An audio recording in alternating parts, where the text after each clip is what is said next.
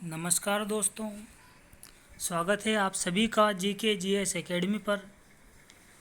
आज हम आपको पढ़ाने वाले हैं गांधी जी से संबंधित बहुत ही इम्पोर्टेंट क्वेश्चंस जो कि सभी प्रतियोगी परीक्षाओं में अक्सर पूछे जाते हैं। अगर आप ये वीडियो पूरी देखते हो तो आपका गांधी जी से संबंधित आने वाले क्वेश्चन गलत नहीं होगा।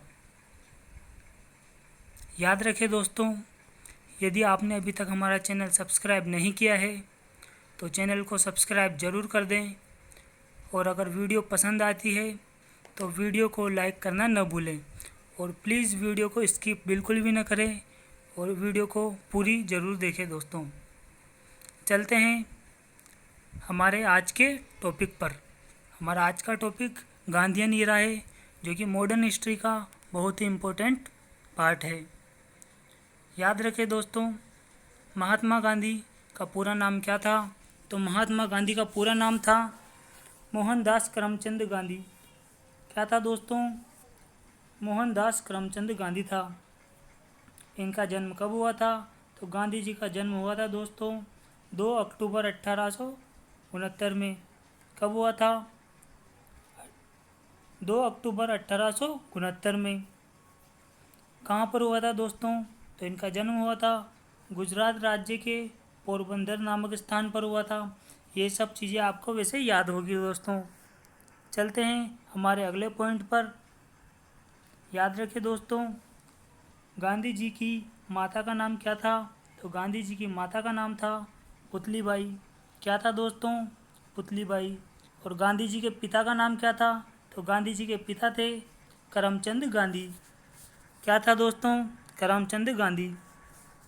तथा इनकी पत्नी का नाम क्या था?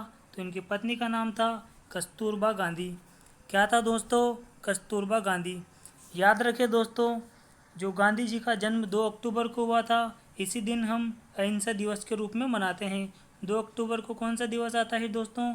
तो अहिंसा दिवस आता है। अहिंसा दिवस कब मनाते हैं दोस्तों? 2 अक्टूबर को मनाते हैं। ये आपको याद रखना है दोस्तों। तथा गांधी जी की पुण्यतिथि 30 जनवरी को शहीद दिवस के रूप में मनाया जाता है। याद रखें दोस्तों, गांधी जी की मृत्यु कब हुई थी? तो 30 जनवरी को हुई थी। और इनकी मृत्यु को यानी 30 जनवरी को किस रूप में मनाया जाता है? तो शहीद दिवस के रूप में मनाया जाता है दोस्तों। ये आपको याद रखना है। हमारा अगला पॉइंट है, गांधी जी 1893 में एक मुकदमे की पैरवी में दक्षिण अफ्रीका गए तथा 1915 में वापस आ गए थे। याद रखें दोस्तों, गांधी जी दक्षिण अफ्रीका कब गए? तो 1893 में गए थे। क्यों गए थे? एक मुकदमे की पैरवी में। और 1915 में वापस इंडिया आ गए थे। याद रखें दोस्तों, गांधी जी वापस आए थे। कब आए थे? गांधी जी वापस आए थे दोस्तों 9 जनवरी सन 1915 को। कब आए थे? 9 जनवरी 1915 को। और 9 जनवरी को हम इसीलिए क्या मनाते हैं दोस्तों? प्रवासी भारतीय दिवस मनाते हैं।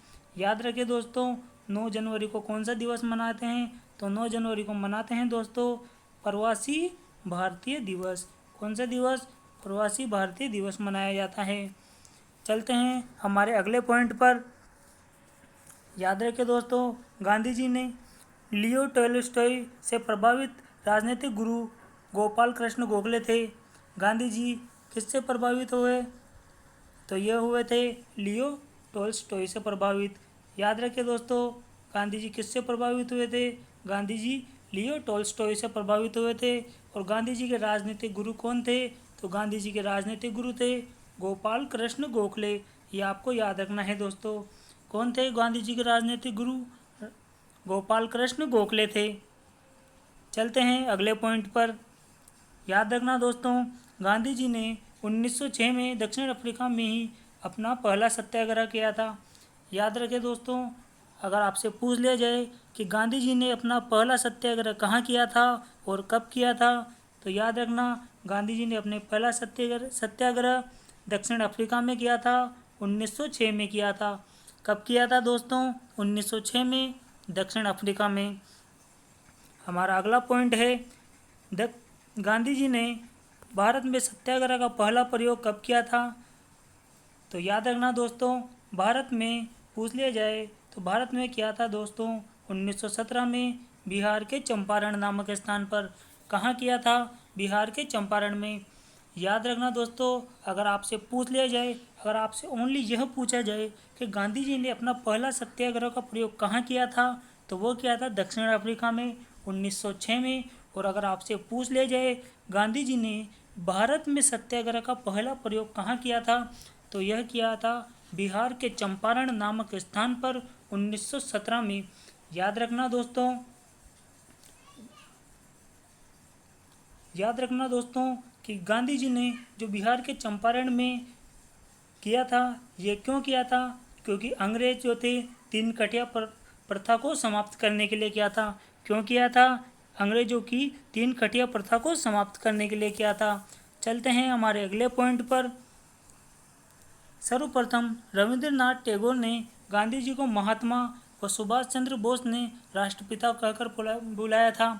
याद रखना दोस्तों, गांधी जी को महात्मा की उपाधि किसने दी थी? तो गांधी जी को महात्मा की उपाधि दी थी रविंद्रनाथ टैगोर ने। किसने दी थी दोस्तों? रविंद्रनाथ टैगोर ने।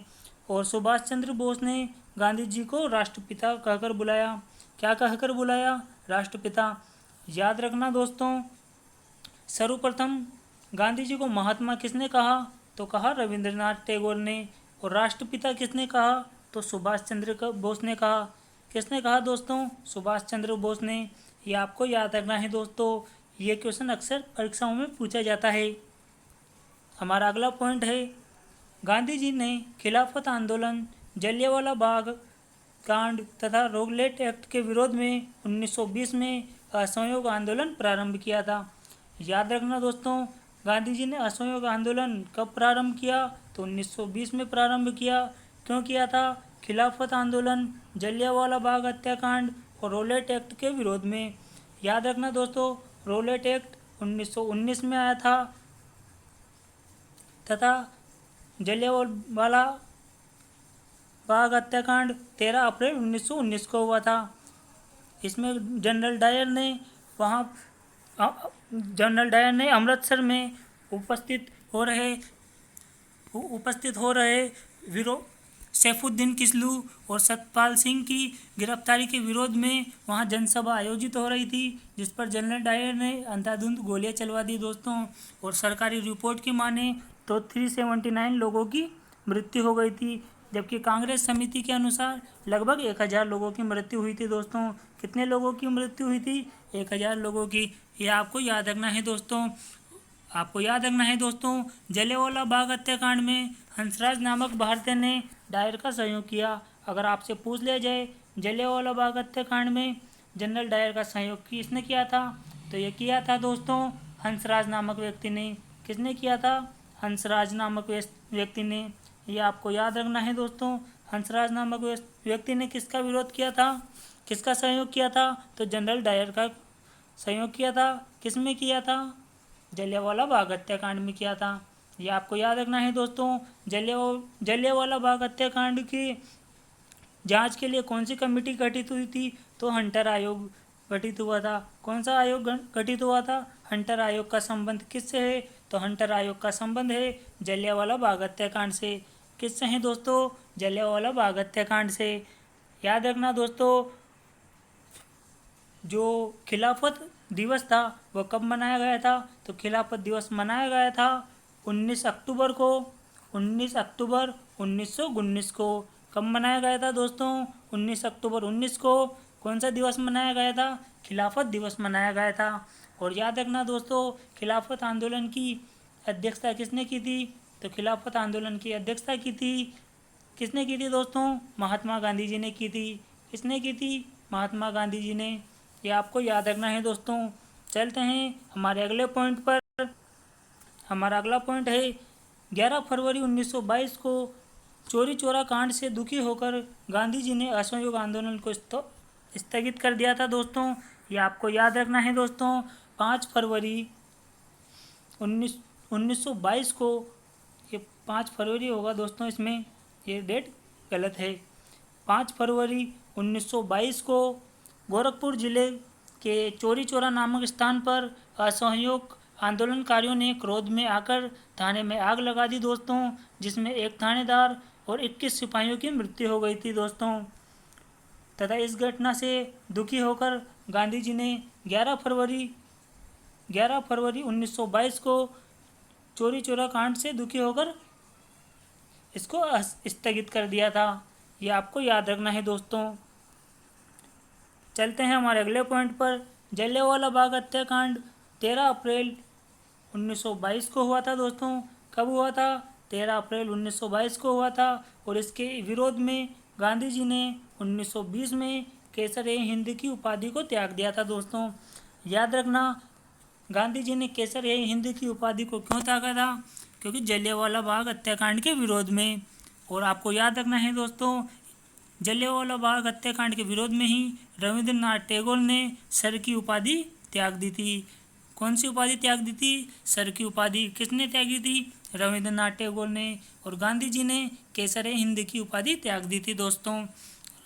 हमारा अगला पॉइंट है, गांधी जी ने 1919 में यंग इंडिया और नवजीवन तथा 1933 में हरिजन नामक पत्रिका का प्रकाशन किया था दोस्तों। आपको याद रखना है दोस्तों, गांधी जी ने यंग इंडिया व नवजीवन कब चलाया था? 1919 में चलाया था।